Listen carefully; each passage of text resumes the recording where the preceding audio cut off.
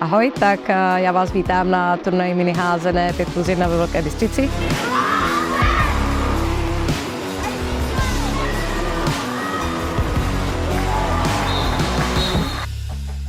Všichni se to tady moc užíváme, věříme, že děti načerpají spoustu nových zážitků, ale i zkušeností.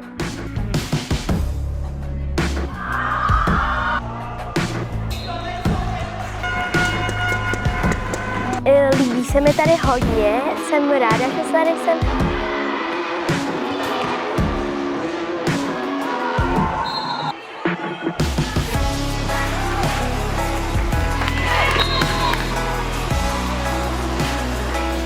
Tak Hanivel jako jeden z největších zaměstnavatelů v regionu velmi rád podporuje komunitní aktivity místní, to znamená nejen v Hlubočkách, kde sídlíme, ale také například tady ve Velké Bystrici.